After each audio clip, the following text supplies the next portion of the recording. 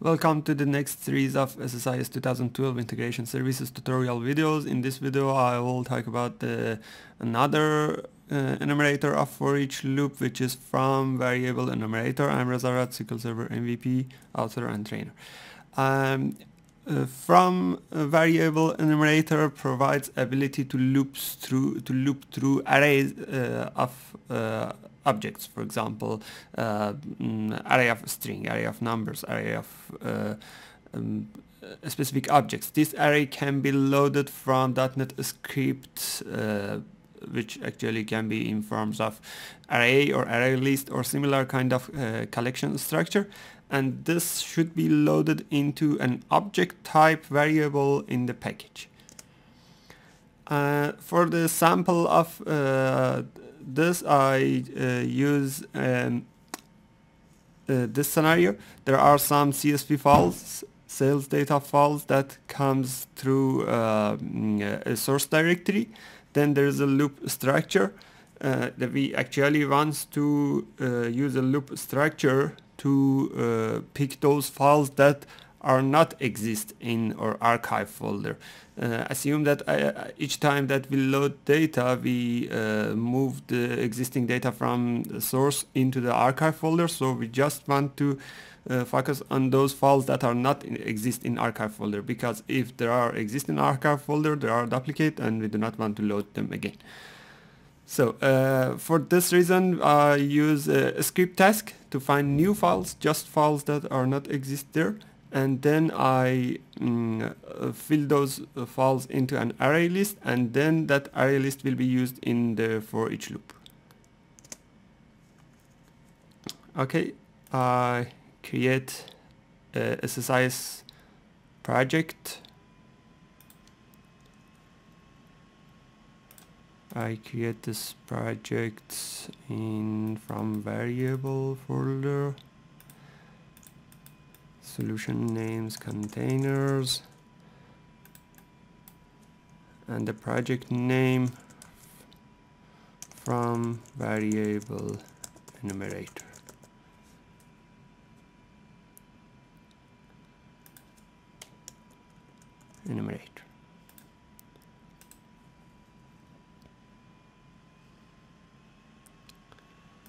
Okay, now I want to show you how files look like. Before that, I have some source files here.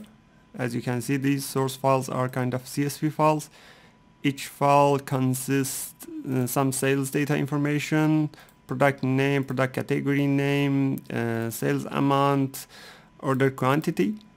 Each file has number of rows, and we have 7 files in our source files folder, and there's an archive folder. As you can see, some of those files already exist in the archive folder. So when we load them, we do not want to load all of this. As you can see, the number from these files, we actually expect to have number 3, 6, and 7, which are new, to be loaded here, not else. And we want to all those duplicates files be removed. After loading those after getting those new files, we want to load them into a table here named sales data. This table, this is a very simple table with just an ID as identity and key, and all fields that comes from the CSV files, and the file name and the load date time. This is the scenario to loading this information. I'll just truncate that table beforehand, and now I going to create this.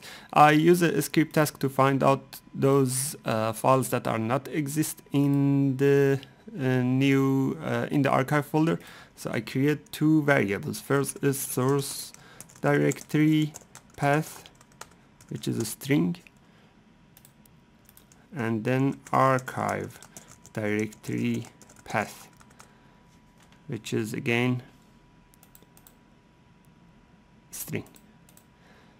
Then I create a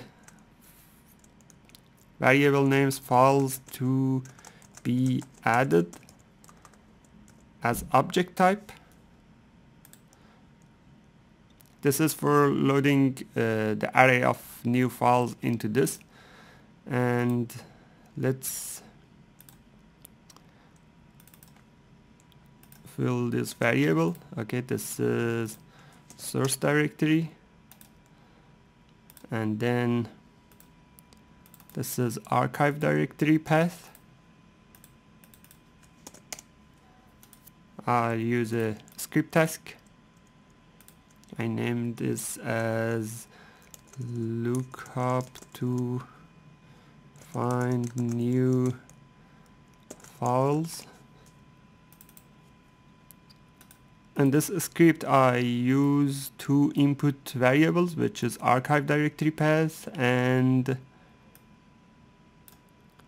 source directory path, and I want to load data into the files to be added object variable. I hit edit script. I use Visual C# in this example. To write my own script, I use system.io to work with files. Okay, first of all I create a ArrayList, system.collection.ArrayList. I name this as files to be added. I instantiate a new ArrayList. So this is an empty ArrayList. Then I create a string array. I name it as files, and I use system.io.directory.getFiles. This getFiles will return all files under that directory, and the directory path should be set here. I use dts.variables and or source directory path variable will be used here, value that to a string. So I get all files in this variable. Then I use a loop structure here, and I loop through files,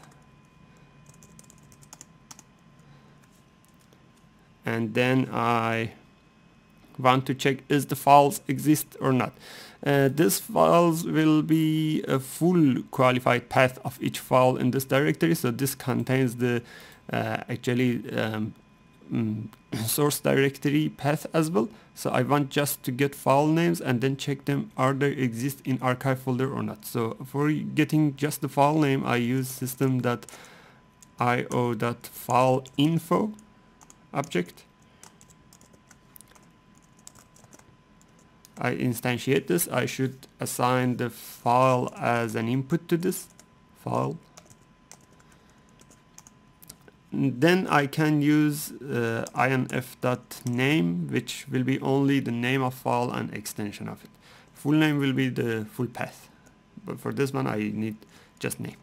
Okay, I want to check if the file exists in the archive directory or not, so I use if system.io.file.exist. Actually, if not exist, I want to find if it is not exist, then add it to the array list. So I use the dts.variables archive directory path here, that value that to a string. Then I add system.io.path.directory separator character, and then I add file name here, inf.name. So this means that if this file is not exist there, then add that to this variable. Files to be added dot add. Add the source file here. Otherwise, that is a duplicate file, so we need to remove that. I use system.io.file.delete file. Okay, after this loop structure, the files to be added array list will contains all new files. So I say dts.variables files, Sorry, I should mention this is user variable before all of these files to be added. That value, this is equal to files to be added ArrayList. So this is the script. First it just check, it get all files under the source folder, then it checks is that file exist in the archive folder or not. If it is exist, delete, because this is the duplicate. Otherwise just add that to ArrayList, then load that ArrayList into our object type variable in the package. Okay, this is all of my script. I save this. Now I want to use a Foreach loop container to loop through that ArrayList.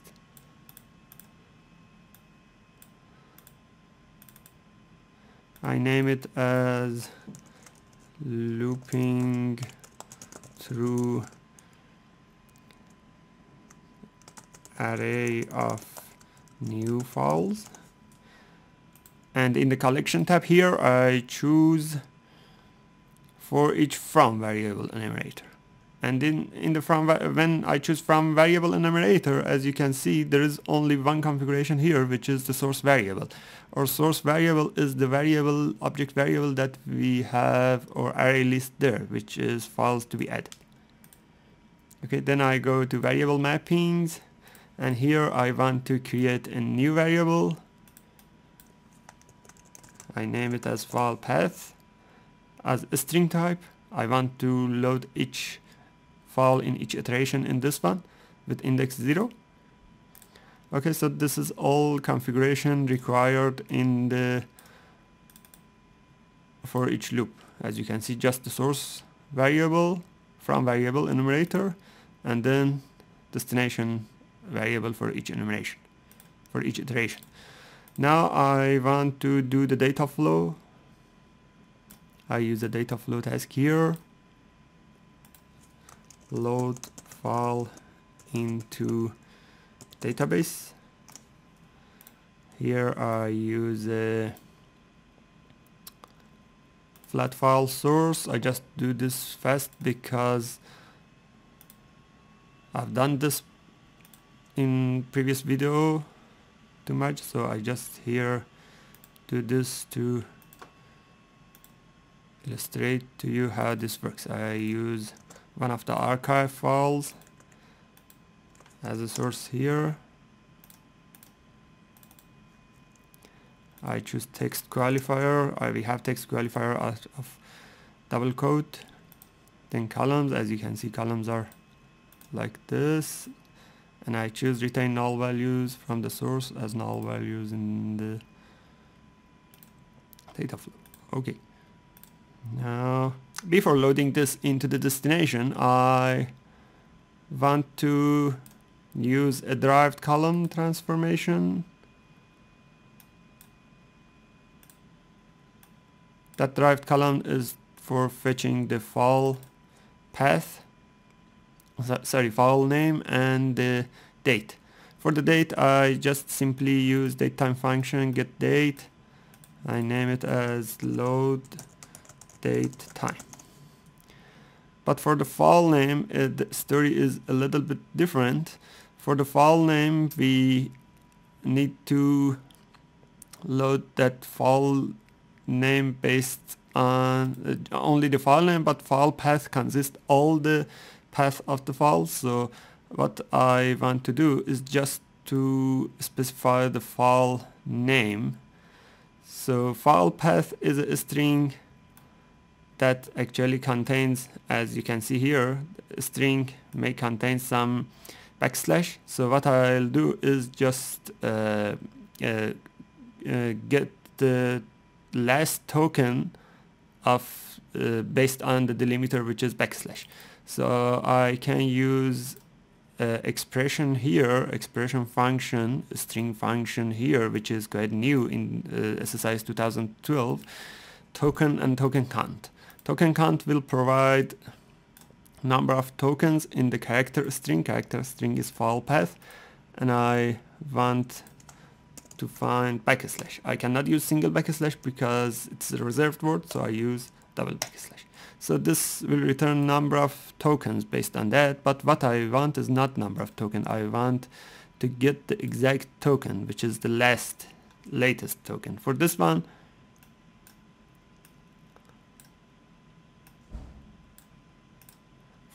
what I'll do is, for the token, I should set the file path as character string, delimiter expression, which is backslash, and the occurrence. I want to get the latest token, so I use the token count. Token count will be the latest token here.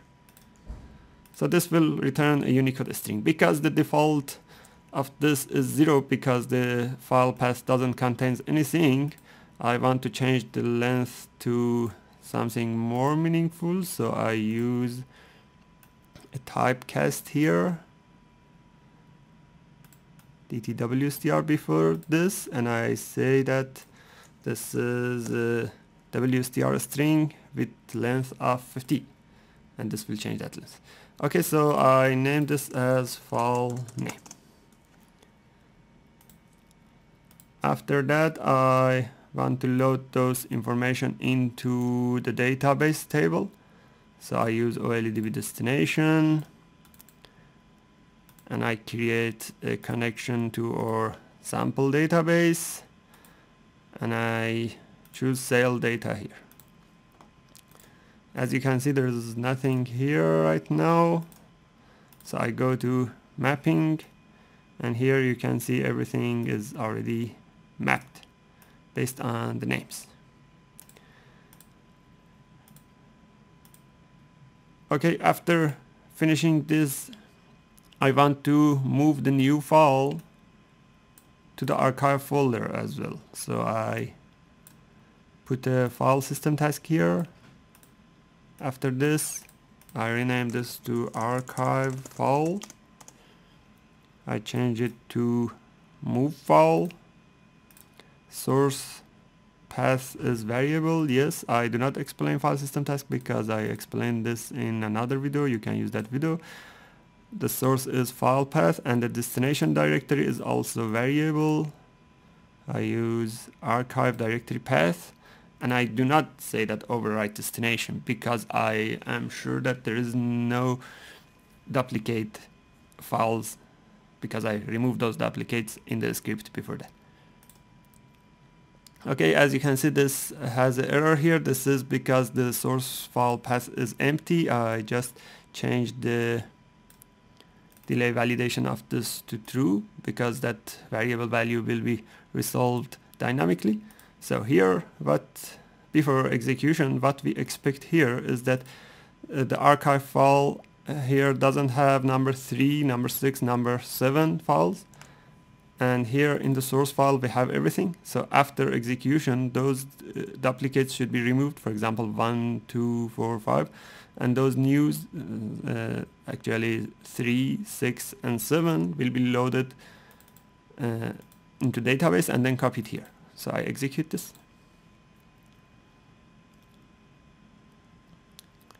Okay, we have an error here.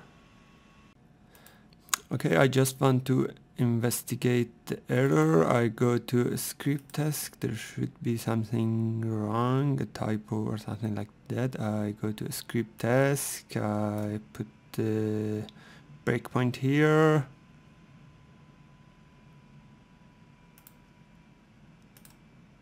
And hit OK. Now I run this.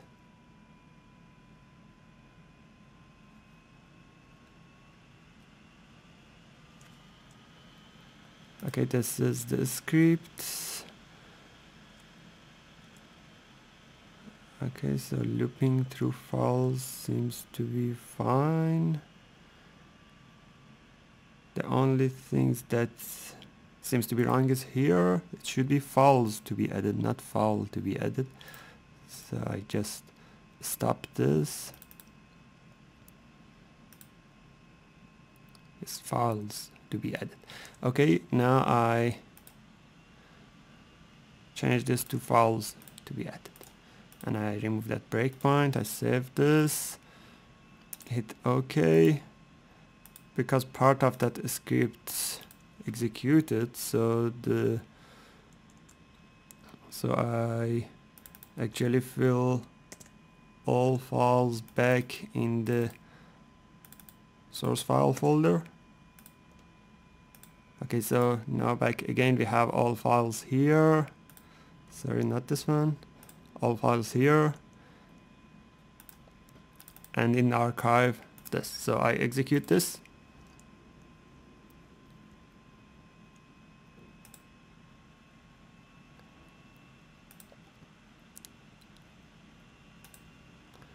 Okay, as you can see, these files are going to be loaded into archive folder, and you can see that archive, after each file loads, they will be added to archive folder.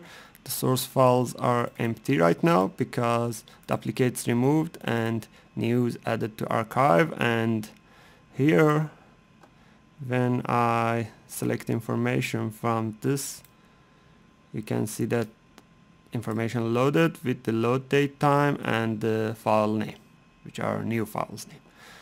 So this was actually a sample of how to use from variable for each loop enumerator.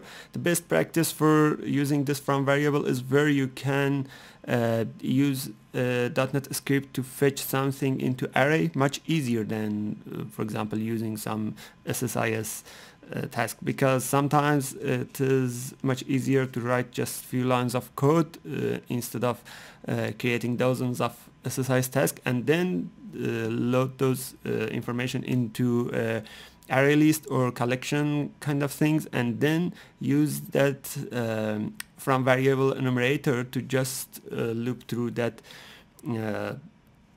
array. This is much more helpful in this kind of situation. Thank you for watching this.